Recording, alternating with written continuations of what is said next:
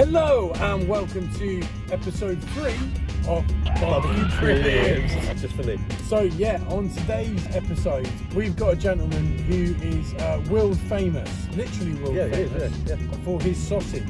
Yep, it's not Daniel. It's not. No, that is Instagram posts. They get literally millions of views, and he's a man synonymous with snapping his sausage on screen. So, ladies and gentlemen, today's episode of Barbecue Cribbz, we're going to be visiting Alistair Clark, Mr. Sosij himself.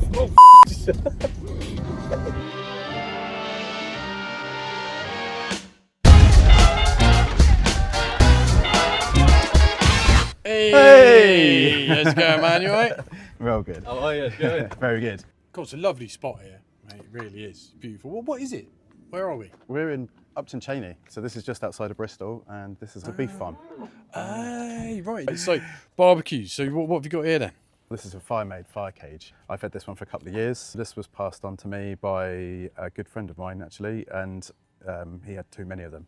Too many of these? Yeah, too many of them. I think he had 3. That's a good problem to have, isn't it? I mean, I use this one for sort of the bigger events where you want to use it for like a lot more show of the fire. I mean, the best way for me cooking is like over logs and stuff like that. Yeah. Just the visual, you know, I think that's why I was never into sort of pellet smoking or anything like that, because you can't see the fire, you can't tinker with it, you can't play with it. Like, I think it's a bit of a dance, and I think these, you know, these take a lot of fuel, and like if you're prepared to kind of load them up, then it's worth it. But I wouldn't, you know, like this for a couple of steaks or something. It's not worth it. But people love that visual of something kind of hanging and things from these. Like, they're amazing. No matter where you go and people using these, they've always got a pineapple hanging from the end. And no one knows. I've never seen anyone actually use the pineapple. Oh, swingers. Is that the code? Yeah.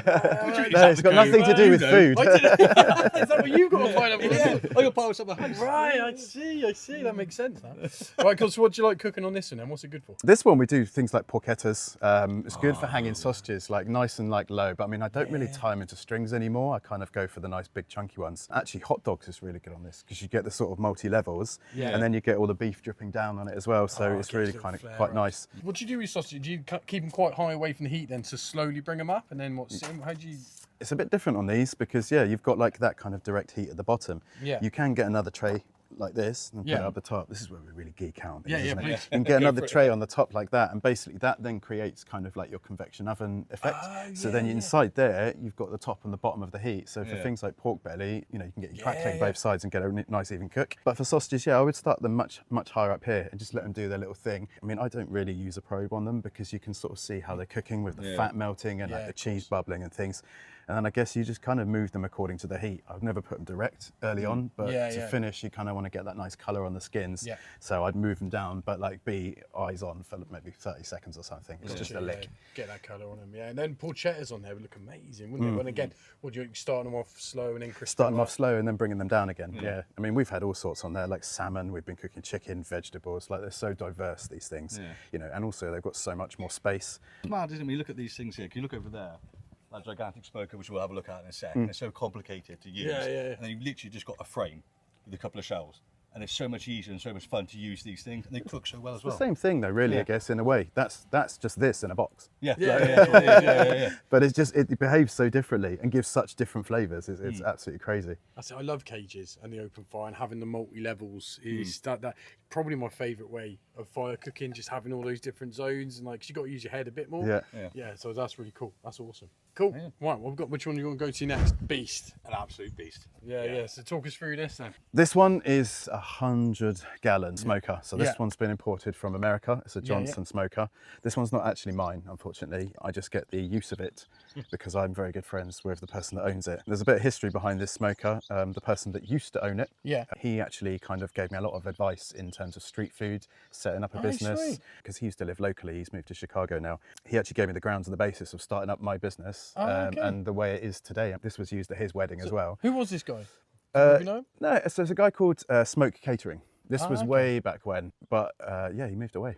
To Chicago, of all places. Yeah, So with the Windy City. Well, you're not going to light a fire over there. Our first barbecue is about this big. The one we used, and then you've got this absolute piece for your first one. That's amazing, mate. So I got firebox down there then. That's it, yep. And then is it reverse flow into there? How does it work? I can open it up. So from the firebox, we've got a huge, great big pipe along there, and then the smoke goes up there, back up along the top, and then you can vent it in 2 different ways. So you've got double vent. You've got these pipes. It's just for this chamber, and then if you want to use this little warming cupboard or have that as an additional place to smoke things, then you can redirect the flow by closing these ones and then opening that one, and then you've got the use of the stack as well. Yeah, that's cool as fuck. So obviously you got the heat box there. Do you get much like? Does it get quite hot from here coming up from the bottom? Or? You can I mean, to be honest, this is a great hot hold. So like, 60 to 70 degrees, it's great for sort of like resting sausages and mac and cheese and kind of all your sides. Yeah. When you're serving up, you've got the meat in there and then you can just come for your sides in here. So it's just like a great universal part, British smokers are a little bit smaller, and I think this was obviously a lot more thought out when they were designing it. That's such a cool bit of kit. It'd be perfect for events, wouldn't it? Doing your main smoking and you said hot holds and all this stuff. It's a bigger shelf, I think we need to get like a table. That's such a cool piece of kit. And so do you use this at all for smoking any of the sausages that you do at the moment? If I've got big batch on and I want to get them in here and I've got the time, then definitely this. I mean, the flavour in this is so good. I mean, this is the best smoker I think I've ever used. Stick burners, isn't it? Regardless of what you do with it, like I've used this in the rain, in the dark, I can have that sitting at 130 the whole time. Like it just behaves so well, and you don't really need to do a lot with it. I think that's because I know it, if we have a good relationship. I think offsets are just so much fun, aren't they? And it's like usually like, doing little sort of things, doing like one brisket or a bit of pulled pork, you're not going to use one, are you? But it's when you do get a chance to use one, they're so much fun. I don't get a chance to use it. Like I can't do these for 15 hours anymore. Like it's just not something I'll ever do. Hot and fast is the only way I do these, but to be honest, it works. Yeah. And it's still, that flavour is like, massive on the food. It's because it's all wood, I guess, isn't it? You just get that extra bit of sort of smokiness with it. But yeah, it's an awesome bit of kit. Right, a Komodo Joe. I've seen these ones. Right? What model's this? This is the Connected Joe. This is the dream barbecue, I think, for everybody. Yeah, when I started barbecuing, which isn't actually that long ago, before that I was a chef and we didn't barbecue, like we just used pans, we're pan shufflers. Sometimes you get fire in the kitchens, a bit of flames, but that's about it. But yeah, turning over to barbecue, this was like the one I looked at and thought, not yet. No way. Yeah. So I started out with like a little, like when you go to B&Q and you get that, you can either have a drum or like a kind of fake Weber that's really tiny, and all of them are really thin and rust within a week. I think I went for the drum, but I couldn't light it at all. I had my in-laws over from Brazil and I was there in the garden. I was trying to light it because I thought they're gonna we get a picanha, we're gonna do a barbecue for them. I was like, brilliant, I'm a chef, I can do all this for them, it's great. But I can't light fires. So I had the hairdryer on an extension lead trying to light this fire, with them just watching from the conservatory, just getting what the hell is this? That's going to be embarrassing for a lot of Brazilians. I mean, I still married his daughter, it's okay. I passed the test. I think I redeemed myself over the years. But for me, I looked at something like this and just thought it's like the Ferrari of barbecues, they're so consistent and solid, and I wouldn't want to get in one if I didn't know what I was doing with it, kind of. So even now, even when I started first using it, I was a bit precarious with it because it can be used in so many different ways. For smoking briskets to just really hot and fast and steaks and stuff. People baking them and planchas and woks and stuff as well. So I don't know. I guess it's the most universal oven. In terms of a barbecue. I've never seen anything with electrics on it. Yeah. Talk us through this then. So what's all the digital stuff? That blows my mind. So still a little bit, I'm quite old-fashioned and I do like to just use it without the plugs. Same here, man. We're no gadgets, nothing. But when you turn it on, it basically can run a fan system. It will tell you to open the vents and how much to open them as well. Really? So it can kind of automate a system. So if you wanted to turn it and put it at 275 degrees Fahrenheit, it will then put that on. It will tell you when to set the vents, and then it will just basically hold it, give or take, around sort of 10 degrees around that area. I think it's just a little fan, but you basically then close the vents, and inside it's controlled by, you've even got probes and stuff here as well, so it's all connected. Those are probes? Yeah, so you can connect probes into the meat as well. And so three of them as well? It's all app connected as well. On your phone. Man, look, you connect to your Wi-Fi on there. It's just nuts. The first grill shop we went to. Yeah. Do you remember some of the guys, because obviously there's competition things I do for 12, 14 hours of cooking, they had electric fans plugged into their smokers. Below the control. We were like, that's cheating. That's cheating. That's not doing it properly. But now, 100%. Yeah, well, they had the last time because we would be sat there for 14 hours not sleeping, and they'd all go to their hotel and get a full night's sleep. There is one more key feature on this one that's pretty great actually. You see this button here? Mm-hmm. That is auto ignite, so you don't actually need any starter in the bottom. So in the bottom underneath all the charcoal, you've kind of got remember old school ovens when you were in the 80s? The rings. It's got basically those in the bottom. You put the charcoal in, it lights it up. So You don't need firelighters. That is. That's why you like it. 'Cause you have to light the fire. Yeah, but then you unplug it and then just use it as normal. If only you'd had this when those in-laws came round. Have you shown them this? Have you sent them a video? Be like, look at me now. No. No. Can we have a look at it? Yeah. No, man. Let's have a look. Oh, No, look at that. It's well made, isn't it? Go. Wow. That is so cool. So I never got on with these when I had it. I think we were just inexperienced and Well, using one them of the wrong, first weren't ones we? we got. Yeah, I yeah. didn't like the idea of having to take everything out to put more wood at the bottom. Well, it wasn't a That Komodo Joe we had, was a it? Broil King. Broil King, first ceramic was one their- that we had, wasn't Their it? Yeah. version of the big green egg when it first came out. But we really didn't know what we were doing back then, did we? didn't, no. We don't know what we were Still doing don't now, now, do we? don't But, yeah. But they've come on leaps and bounds. That is incredible. That's amazing, yeah. This one you can put about like that much charcoal in it. It can hold for like a good 6-8 hours. Like it just holds the heat so And we'll well. hold it steady. You don't It's need all to keep ceramic checking it. inside there as well. Like I mean it's just. I mean you wouldn't want to drop it; it will break. But they hold the heat. This is like summer barbecue at home. You know, It's just friends fun for around, you, steak. like, You know, a few vegetables on there, nice bit of dinner, and I think that's how I would like to use it. Eventually, it's going to make its way home. Eventually, I think. And so you can use it without even having to turn on the electric stuff. You can just use it. You can use it as a normal barbecue. Yeah. Oh, amazing, man! That's a cool bit of kit. That is cool. It's a little bit hotter now, Yeah. isn't it? Yeah. Awesome. Right. So I spent a long time kind of trying to find a piece that I could stick on my doorstep, basically. I was going to buy a buddy smoker and stick it on here, which was a silly idea. And I'm really glad I didn't. So this was kind of a great idea to go and look at something like a Borneak. So it's a European company. Yeah. They use real wood. Yeah. It comes in kind of more like the chips. Yeah. So you can get a wide range of different chips. I mean, I make my own blends, sort of like oak and maple and things like that's that. cool. Yeah. But you can stick this one on a couple of places. So you can have it like offset, so you can do cold smoking in there as well for bacon. Yeah. Or you can stick it straight on and then have it for hot smoking. So you can do briskets, ribs, chickens, things like that, and just set it. It's automated as well, so you can then set it and then just forget. Like, Amazing. this was my kind of compromise with it, but actually it's just a kind of really old-fashioned smoker, you know. And then instead of me plugging this bit on the side, it's got a little bit less. I find that the European smoke's quite tangy. Like it's got a bit of a metallic kind of acrid taste sometimes when you eat like charcuterie that's been smoked. It's got a very smoky kind of flavour to it. Yeah. And I think that's just where the smoke is quite direct to the box. Yeah. So I moved mine offset. Yeah. So it's just giving it a little bit more of a chance to kind of do its thing. And then obviously you take off the flow. Yeah. And then inside you get all the magic. Do you Yeah. want to have a look? Yeah. Let's have a look. Yeah, for sure. Oh man. Are we going to get to eat some of these sausages later, yeah? Yes. Wow. Yeah, look amazing. It's like a subtle smoke in it. It's like not too overpowering. Yeah, I mean, like once you take it away a little bit, it's kind of got a little bit more aroma to it. But no, it's a subtle one. Yeah, that's cool. And what? So is it like an electric element at the bottom of that, which then sets those chips and it feeds it It's like a electronically? corkscrew. Yep, it's just literally like it's just really, really simple technology. It's just a little corkscrew. Sometimes it gets backed up. Sometimes you get a little bit of smoky things, but you can see like the colour of the smoke when it's good and when it's bad. And it's just so handy having something that can cold smoke as well, because that just opens up so many things, doesn't it? It's like good. smoking butter, smoking cheese. Drinking beers. I mean, like spices and herbs and things like that. You can then smoke in there. Salts, you know, you can smoke everything in there. It's so well good. handy, isn't it? But it's really good because then I can make my own ingredients that I can then use in sausages. But then that's getting my kind of smoke flavour imparted into the sausage rather than me putting in fake, fake ingredients Yeah, and you do things. it properly. Yeah, definitely. Cool, man. Awesome. Oh man, this is such a cool little dinky thing. Yeah. This is so cool. So a Somerset grill, yeah. This is Somerset grill, yeah. This is so cool. I followed him about 7 years ago and I saw this grill and I messaged him and he said, there's only one and it doesn't really exist anymore. We're going to make a bigger one. Yeah. And I only ever wanted this grill. It's so cool. I've got the daddy version at home and like it's probably my most used grill just because of the fire aspect, the playing with it, like the flavour from it. Like it's just a nice thing to cook with and it's just quite calming for me. Like it's quite industrial.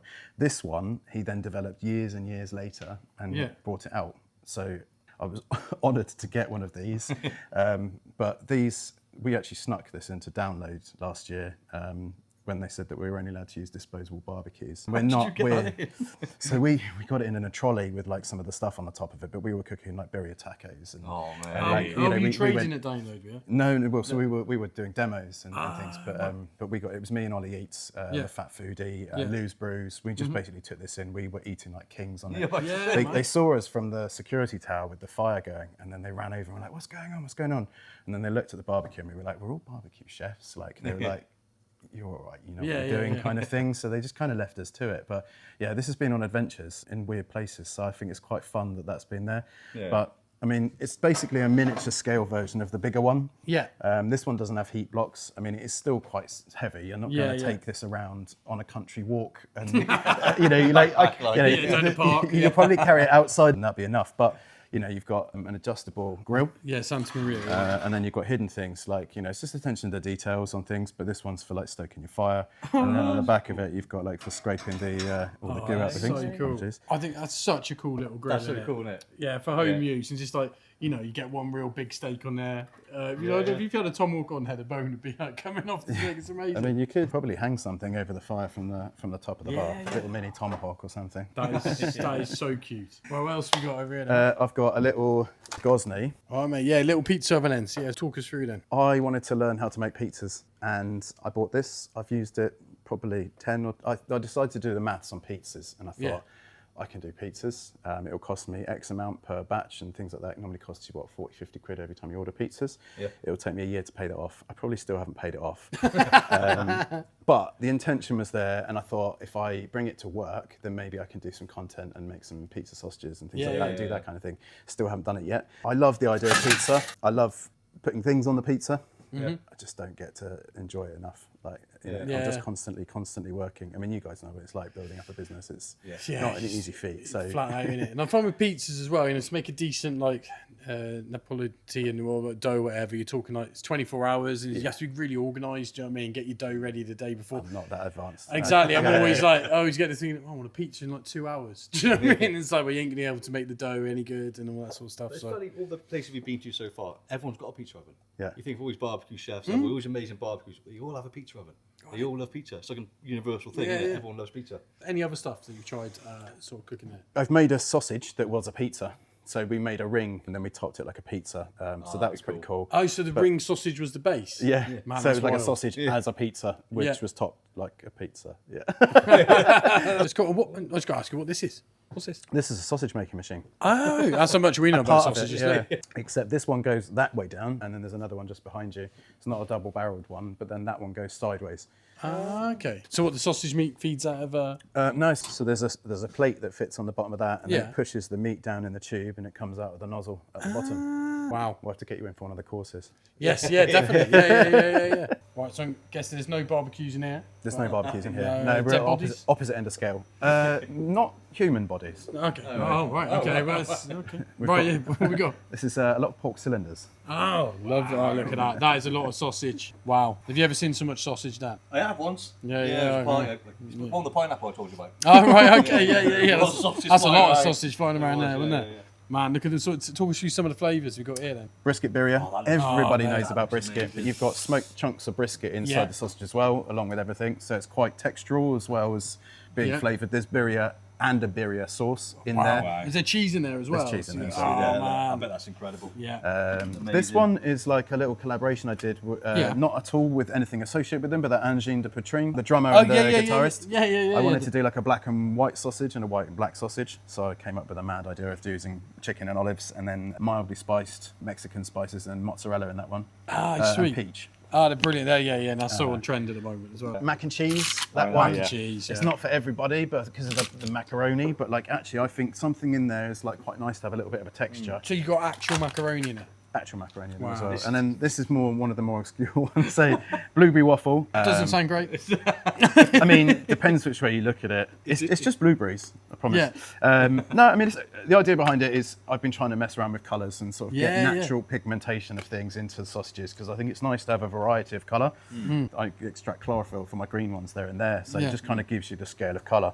But these ones, I saw it in Australia the other day at Meat Stock, and someone used waffles in the sausage, and sweet and meat works quite well. Yeah, you know, people drizzle like a bit of maple syrup on things all the time. Definitely. Blueberries works with pork, and fruit works really well with meat anyway. So putting them all together, for me, it's the scary one because it's like, how do you give it body? Because it's a sweet thing, and you kind of think, how do I balance the sweet and the meat? But in this one, actually, it's got things like guajillo chili, a little bit of sage. You've got some coffee in there as well. So it's kind of like your morning kind of flavors. And I think in a way, you're kind of going to get that reminiscent, that kind of morning kind of nostalgia thing as well, but also blueberry waffles. Yeah, man. When you say waffles, is it actual pieces of waffles? There's pieces of waffles, there's chunks. So I think there's about 2% waffles in there. Yeah. I think that's what I love about your sausage, because we've had like quite a few of them, and it's sometimes you get the ones you think this ain't gonna work, and then you eat it and you're like, oh no, that totally works, man. Yeah, that totally works. And those are the most sort of exciting ones, I think, when it's like this is like nuts, but yeah, actually putting that into something which is delicious. There's a real skill in that, mate. So, yeah. But I think it's just nice to kind of surprise people from different places, you know, like, for example, buffalo chicken. Yeah. This one is exactly like eating a chicken wing. It contains exactly the same ingredients, but there's buffalo sauce inside. So like if you didn't tell anyone and you cooked that up at a barbecue, someone cut into it, you're going to get like that real rich kind of honey buffalo sauce coming from inside the sausage. And I think that's the kind of fun behind these, is like no one really expects what's going to happen or like what's going to happen next. Everyone loves a surprising sausage. So, what we got here then? On the go. This is just a little mini barbecue. These ones you can carry around. Yeah. And to be honest, it's just nice to have on the back of your car just in case you need to have some food. Yeah, it's a great little kettle. So what do you like doing? Is it mainly hot and fast stuff? Have you ever tried smoking on there? This would just be sausages and steaks, to be honest. I mean, you can do low and slow on it if you wanted to. I've tried to. That sounds like a real ball. I've been at I mean, I've been at festivals and I've had to try and set up a fire on that side and like sit there and really try and like slow the cook down so I can have them for my demos and things. But it is achievable. You know, they're tiny mini kettle. They do what they do, really. You know, but that thing weighs nothing and it's just great to have in the back of the van. Yeah, sausages, but steaks, anything like that. When you're camping, a bit of fish on there would be great, wouldn't it? Yeah. All right, cool. Awesome, man. All right, we've got some questions for you, if that's all right, mate. Go for it. So, first question: do you remember your first ever barbecue? Yes. Oh. Is there a prize at the end of this? Only if you get the answer right. I do remember my first barbecue. I think this is a very important question, and I love this because it's the same things I ask about sausages and barbecue. So I think it's really important to kind of go back. I remember a hibachi grill. Oh yeah. Which is like one of those ones. They were probably about like that sort of size, and they were like about that high. You've got like a pit for your charcoal, and then you've got like kind of like racks that you can kind of move up and down, with a handle on the end of it. Yeah, cool, man. Yeah. That you don't really see anymore. In fact, yes, you do. Millscale sell them, and I haven't seen them anywhere else for hundreds of years. But I think they're awesome barbecues, and that is just my first memory of a barbecue, like one of those. And that was the first one you ever. At home, used. My dad used to use it. Like it would be like for prawns, and like we used to do these weird little garlic mushrooms. We'd pull the middle out and then put like melted cheese and pesto in them, and then do them on a barbecue. Yeah. But on those, Oh, amazing! Yeah, I'd love one of those little hibachi ones. I think they are so cool. Yeah, because that's where they do all the yakitori sort of stuff on. But they need to come back. Made it?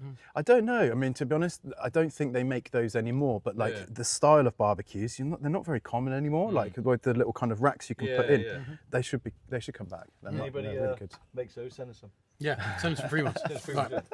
Was that the moment you realised that cooking was for you? Having that barbecue experience, or when was the sort of thing that you realised that this is what I want to do as a career, this is what I want to do as my life? For me, in terms of like chefing, I found that it came very late on. Actually, I was always a bit of a distracted child, and I like to do things. If someone told me not to do something, I did it. So like I was kind of skateboarding and DJing and music and punk and that sort of stuff, and I decided to go and be a rebel a little bit because I wasn't around my parents and they couldn't tell me off. So that was quite a big part of my growing up. And then eventually I kind of realised that you can't do that forever, and I'm not going to make any money being a DJ. So I'm going to go and look and see if I can go and help in a kitchen or something like that, because I think it's a bit regulated, and that's kind of how I started off. Really, was just going into a kitchen and just saying, can I have some work? And it was like roasting potatoes for tapas and little dishes and things like that. But then it was like cooking prawns and giving more responsibility, and I thought, actually, this is quite good fun. Yeah. So what sort of stuff did you used to DJ? Drum and bass.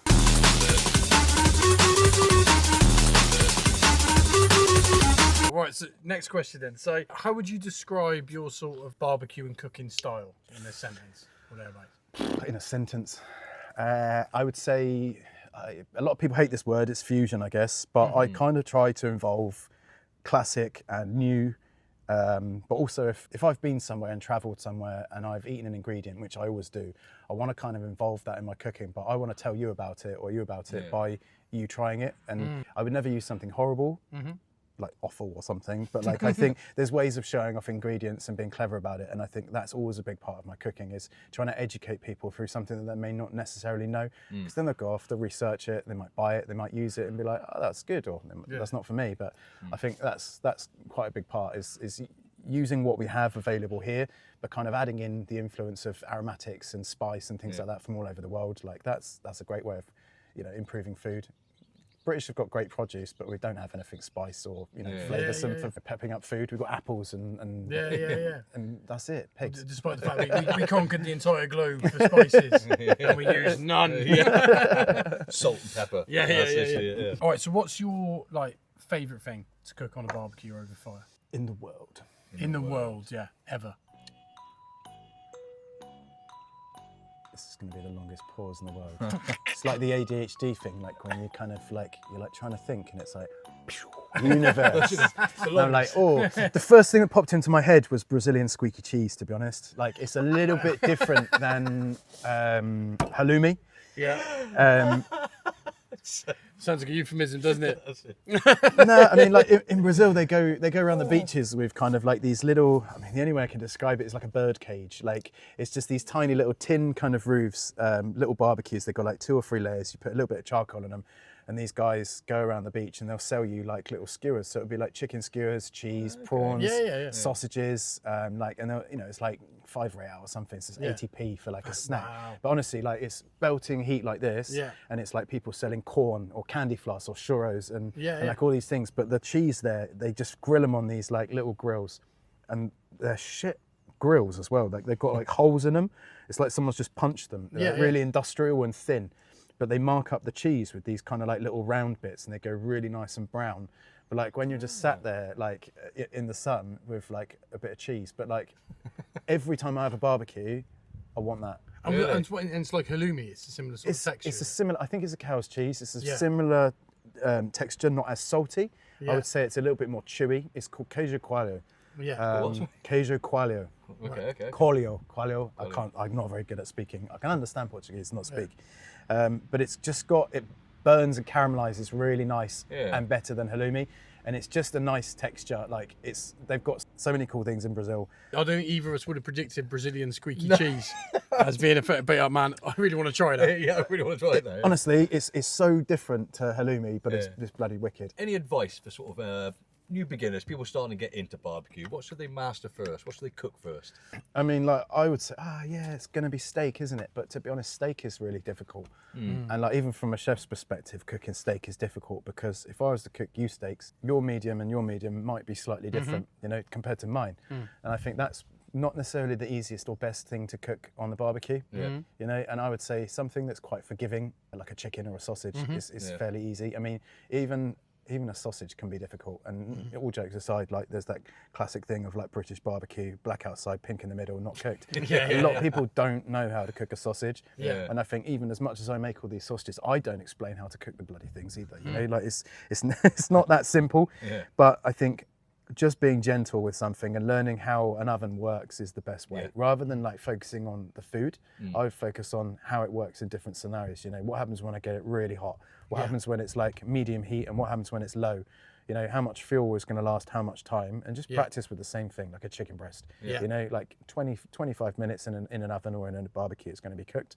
You can probe it if you want to be safe, but at least you're going to kind of know how it's going to behave. It's not quite cooked in the middle. How am I going to fix that? Let's butterfly it. Let's splash it on a hot grill. Then it's cooked all the way through really safely and quickly. I think it's just practice. I mean, we know this as chefs. Chefing isn't about the food, it's about getting out of a situation really fucking fast. When it goes wrong. Exactly. When the shit hits the fan, it's you need to have an answer quicker than the person that's already told you that it's gone wrong. That's the thing, is you learn, and it's not about the food. The food is almost the easy part. It's the management of everything that's going on around you, and obviously keeping the customer happy as well. So of all the sausages you've come up with, what's the flavour you are most proud of? Blueberry muffin. Blueberry muffins. I think for me, there's a different category of achievements as well. So I've got a colour category. I really want to nail colours in natural forms and have all the full spectrum of colours. That's something. But then to make them all in 1 week is really difficult. That's the hard thing. But I want to just tick them off the box. In terms of flavour, the thing that I thought the best of was the cottage pie sausage. I mean, that's to be honest, that's what sort of started off all the kind of crazy social media stuff, was because it was kind of an idea that was in my head, and it was winter time. I love cottage pie. I'll eat it in any shape and form, and I just thought, to be honest, it's the same ingredients that can go in the sausage casing. You've just kind of got to backwards a little bit and prepare them for that cook. Almost rather than stirring them in a pan, you've got to kind of like put them in a sausage to do that in the, you know, it's a confit casing, like you're going to do it nice and low and slow. The gravy is something I've been messing around for ages because I thought you could put sauce in a sausage. It can happen, you know, we've got it inside jammy dodgers and tea cakes and all sorts of stuff, so you can put those kind of things in. And I thought, if you've got that burst of gravy coming from inside the sausage, you know, especially if the sausage is a little bit drier, a little bit crisp, and you've got that kind of saltiness, you're going to wash through with something quite rich, and it worked. And that was something like I've never seen anything like that before. So we've done a nice tour around of all your barbecues. And what is the one bit of kit you could not live without? If you could take away all of these barbecues and left with one, which one would you keep? I would probably keep the mini asado. Nice. Yeah, it's cool. Yeah, it's just the most fun for me to cook on. Like that small fire. I mean, it's the fire cage is just a big one. Like, but again, you're going to need a lot of people to kind of use that. A lot of fuel. A lot of fuel. It's not a cheap one. Yeah, so the little mini asado, which is the cutest little barbecue I've ever seen. I want a smaller one though. I'd like one. Yeah, just a mini one that you can actually just pop out and like, you know, one sausage size or something. One piece of coal. So funny to do. Yeah. Okay, so we've got the quick fire round now. Brisket or ribs? Brisket. Oh. Yeah, say that with bated breath a little bit. Charcoal or wood? Oh, difficult. It really depends on what you're cooking. I've got more into charcoal and appreciated the British stuff and the smell and the taste of it. And so also, much good British stuff now. You can reuse it as well. I think with logs it's great, it imparts great flavour, but not everything's that dry. And I've been sold wood that's not necessarily what it could be. And I think with the charcoal, you sort of get, as long as it's a reliable source, you get some really, really good stuff. And it burns the same amount of time. Charcoal. Low and slow or hot and fast? Hot and fast. Nice. I don't like standing there for hours, but I like going and getting in and out and done. Just done. I think it's hard, especially like with the ADHD thing, or whatever, to plan to do like a big long. It takes a lot. Do you know how much happens in 15 hours with ADHD? It's a lifetime. It's another day. Like Jesus Christ, hot and fast. You're like halfway through, like, I'm not interested in doing this anymore. Oh mate, honestly, I lost the passion for this. Angry Birds, you'd be like, whoa, hang on, I need to put some logs on. Luckily, you can sort of tell from here, but not everyone's blessed with that vision. Like, oh, hang on, there's smoke coming. We need to do something. Burger or steak? Oh, I always crave burgers. I think I crave both, but I think I crave burgers more than a steak. It's the grab and go aspect. You couldn't just yam a steak or put it in between a bit of bread. You'd be chewing it a little bit. Yeah, burger. It's more of a go-to, isn't it? If you could cook one barbecue meal for anyone, living, dead, whoever, who would it be? It would actually probably be Marco Pierre White, because I gave him some sausages once and he cooked them in a pan and they split because I told him that they would. And he said to me that they were delicious, but they wouldn't be something that you would entertain a lady with. And I wanted to smoke the sausages and give them to him in the best possible form. And I said to myself, no, because you cannot give a 3 Michelin-starred chef sausages or a lesson in how to cook sausages. So that would be my dream, but it's not going to happen, I don't think. And you know you're going to get instant feedback from Marco Pierre White. Or a slap, And there's one last question we've got to ask for Lee, one of the Beefy Boys. Even though he's one of the Beefy Boys, he's not massively into food, is he? No, he can't cook. No, he can't cook at all. So the one question that he really wants to know is, what is your favourite film? My favourite film? I really like True Romance.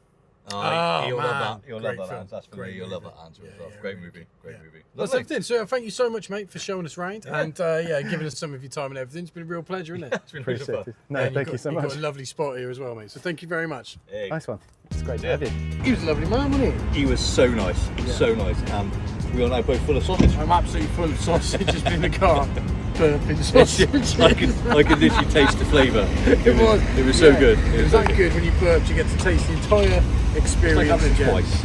All at the same time. So I hope you enjoyed that, and you have to join us next time on Barbecue Cribbz. And what, have you got any suggestions? Yeah, anybody you want to have a look at, or yourself? Well, they're barbecue areas. Oh not just that. Yeah, but if you let us know in the comments where you think we should go next, and maybe we will. So we'll see you soon on Barbecue Cribbz.